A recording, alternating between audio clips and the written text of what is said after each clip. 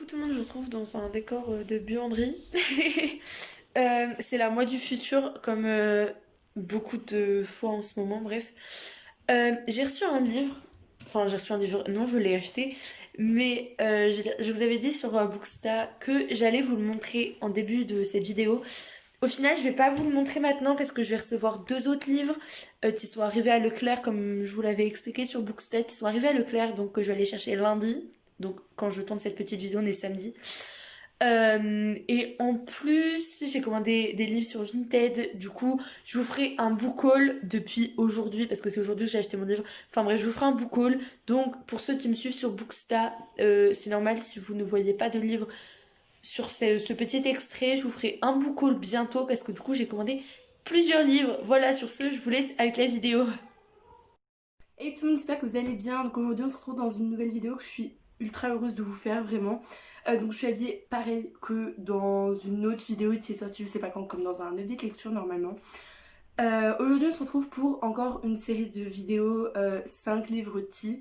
Alors là je sais pas du tout comment je vais appeler cette vidéo, mais je pense en mode 5 livres en gros qui sont faciles à lire, qui sont doux, pour mettre un petit peu de douceur dans votre vie, hein. Du coup j'en ai sélectionné 5, je dis bien livres parce qu'il y a un album et une BD, donc c'est pas des romans. Du coup le premier c'est La vie compliquée de Léa Olivier, tome 1 perdu de Catherine Girard-Audet, que j'ai aux éditions Ken. Donc c'est l'histoire de Léa qui va, Léa Olivier, qui va déménager, qui va aller vivre à Montréal, oui c'est ça. Et du coup elle va devoir quitter sa meilleure amie Marilou et son copain Thomas. Et du coup voilà, on va la suivre qui essaie de s'incruster un petit peu dans sa nouvelle école, de s'immiscer dans des groupes, etc. Parce qu'elle arrive en milieu d'année, je crois. Et puis on va aussi la suivre par des mails et des messages comme ça. Quand elle parle avec du coup son copain et sa meilleure amie. Et c'est tout simple, ça peut paraître gros, mais c'est beaucoup de messages comme ça. Et sinon ça existe en bande dessinée. Voilà, pour ceux qui aiment pas trop les romans ou quoi que ce soit. Après, le deuxième roman que je vais vous présenter, c'est Cœur Coco de Cathy Cassidy aux éditions PKJ en format poche. Bon là, il y a un peu plus de pages, il y en a 219, ah non, il y en a beaucoup moins même, il y en a 100 de moins. Du coup, Les filles au chocolat, je sais pas si vous connaissez, je pense que oui pour la plupart, mais bon, j'ai des potes qui connaissaient pas, donc je préfère expliquer. C'est donc en fait Cathy Cassidy, donc une autrice, auteure, je ne sais pas, je crois qu'on peut dire les deux maintenant, je ne sais plus, bref, qui en fait a créé tout un univers. C'est l'histoire de Chéri de base, du coup c'est Cœur Cerise, Chéri, qui va déménager avec son père dans une nouvelle famille parce que son père vient de se remarier du coup avec une autre femme. Et cette femme, elle a 4, 5, 4 filles, 2 jumelles, une petite et une beaucoup plus grande qui s'appelle Oneille. Du coup, il y a Cœur Cerise, Cœur Mandarine, Cœur Guimauve, Cœur je sais plus quoi, Cœur Coco, Cœur Cookie, Cœur Vanille et Cœur Sucré. Et Cœur Salé aussi maintenant. Et du coup là c'est un roman sur chaque personnage du coup de cet univers. Et Cœur Coco c'est sur Coco Tambéry. Du coup ça c'est le tome 4, mais vous pouvez très bien genre lire celui que vous voulez en premier. Si vous voulez lire lui en premier, vous pouvez. Du coup en fait les quatrièmes de couverture, j'aime bien comment c'est présenté. Donc c'est: je m'appelle Coco Tambéry, mon âge 12 ans, je suis idéaliste, mon style jean et bottes en caoutchouc, j'aime le chocolat et les nuits à la belle étoile, je rêve de sauver les espèces animales en voie de disparition, mon problème, personne ne me prend jamais au sérieux. Et voilà, à chaque fois dans les quatrièmes de couverture des filles au chocolat, c'est toujours présenté comme ça: je m'appelle, mon âge, mon rêve, mon problème. Et du coup en gros pendant tout le livre elle va essayer de réaliser son rêve malgré son problème. Et c'est tout doux, c'est super bien. Coco je crois c'est ma soeur préférée, enfin elle est vraiment trop mignonne, c'est la plus jeune. Et ça me rappelle quand moi aussi j'avais 12 ans, même si aujourd'hui j'en ai 15. C'était il y a pas si longtemps que ça en soi, mais bon quand même on a grandi et ça fait du bien des fois de se replonger un petit peu en enfance. Ensuite donc c'est un roman un peu plus gros, il doit faire 400-500 pages, ou 300 je sais pas, 340 pages. Du coup c'est Flocon d'amour, qui est un roman à 3 voix, donc avec John Green, Maureen Johnson et Lorraine Miracle, I don't know. Donc c'est un peu plus gros.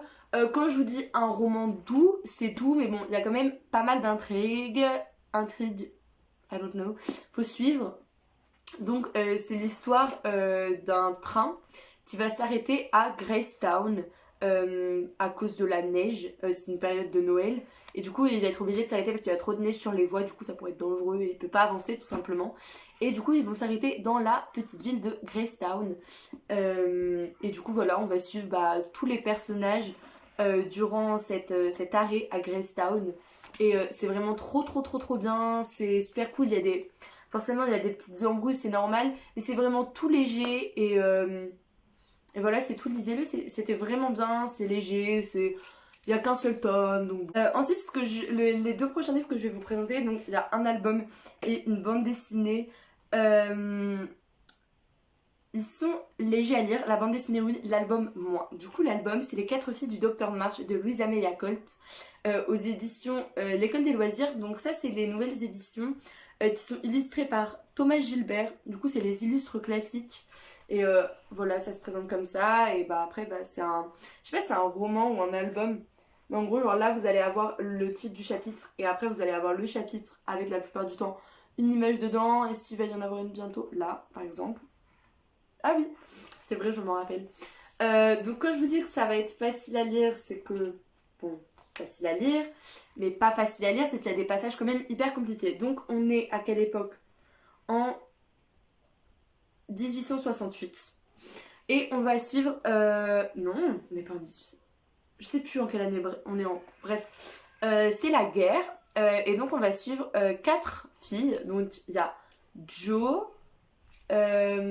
Meg, Jo, Bess et Annie. Meg, c'est la plus grande. Du coup, elle aime bien lire, je crois. Et elle aime bien jouer du théâtre. Jo, elle adore écrire. Et c'est genre un garçon manqué. Beth, elle adore la musique, elle adore le piano, c'est la petite chouchoute de la famille. Et Amy, elle adore le dessin et c'est genre la bimbo, un peu genre la princesse, qui s'habille toujours ultra bien, qui se maquille ultra bien, enfin l'opposé de Jo quoi. Et donc voilà, on va suivre ces 4 sœurs, sachant que ça fait vraiment Meg, Jo, Amy et Beth. Et donc on va les suivre, il y a quelques passages qui sont très durs parce que du coup leur père est parti à la guerre. Donc il y a des passages voilà, où il y a des lectures de lettres, etc. qui leur envoient, enfin... C'est hyper chaud et on va les suivre toutes les 4 dans chacune de leur côté en fait. Et c'est trop mignon parce qu'en soi c'est juste la plupart du temps des embrouilles entre sœurs en fait. Et on se dit mais ouais mais en fait c'est vraiment ça quoi ce qui se passe. Enfin, moi je sais que j'ai une sœur et c'est vraiment ça. Et c'est aussi genre tout ce qui est trouver du travail dans une époque où les femmes n'ont pas forcément leur place dans la société. Trouver un bon mari. Des histoires de couple aussi. En fait, c'est un...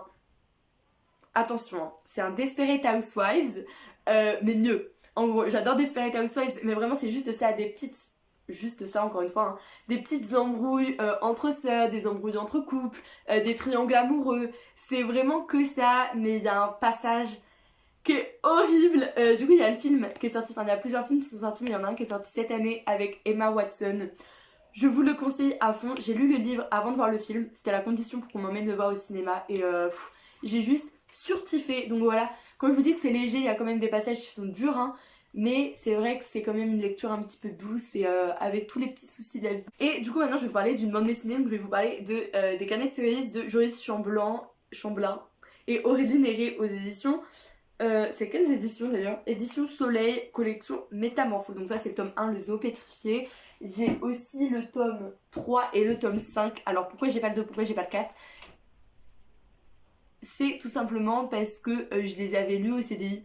Et du coup je voyais pas l'intérêt de les avoir dans ma bibliothèque. Après je vais peut-être les acheter, les demander à Noël, je sais pas. Pour vraiment avoir toute la collection. Et voilà. Donc les carnets de cerises, c'est quoi? C'est l'histoire d'une petite fille du coup qui s'appelle Cerise. Elle a quel âge? Elle est toute petite. Genre elle doit avoir 11-12 ans. Elle a 2 potes, je sais plus comment ils s'appellent. Ce résumé foireux. Hein. Et donc toutes les 3 ensemble, elles ont une cabane dans un arbre. Et puis voilà. Donc Cerise, elle a pas de papa. Il est décédé. On l'apprend dans le... Enfin, on le sait qu'il est décédé, son papa. Mais c'est le tome 5 je crois, qui est hyper dur à lire parce que genre c'est sur la mort de son papa et du coup c'est hyper dur à lire, enfin bref. Elle a 10 ans et demi et son rêve c'est de devenir romancière. Mon truc à moi pour raconter des histoires c'est d'observer des gens, imaginer leurs secrets et imaginer leur vie. Et du coup en fait c'est juste voilà, cerise, tu vas regarder des gens par la rue et tu vas tenter d'imaginer leur vie. Et en ce moment, avec les copines, on observe quelqu'un de vraiment mystérieux. Et c'est trop bien, c'est hyper doux, je vous dis, à part le tome 5 qui est un peu plus dur, mais c'est hyper doux parce que on suit une petite fille avec ses rêves et la façon dont c'est raconté, c'est vraiment raconté genre déjà à la première personne et c'est un vocabulaire d'enfant, du coup c'est ultra mignon. Et je vais vous montrer les illustrations, elles sont très très très très belles. Des fois on a des petits morceaux de son journal comme ça, voilà, là vous voyez peut-être mieux. Et sinon c'est ce genre de dessin là. Et moi j'adore, je sais pas si vous allez bien voir. Je sais que j'adore et quand je vous dis que c'est hyper doux, c'est voilà, c'est juste en fait une histoire de petite fille qui s'invente des histoires à partir des gens qu'elle observe. Et c'est super mignon, c'est super doux quand vous savez pas quoi lire. En plus c'est une BD, du coup c'est assez rapide à lire même s'il y a énormément de texte. Et je vous le conseille de fou.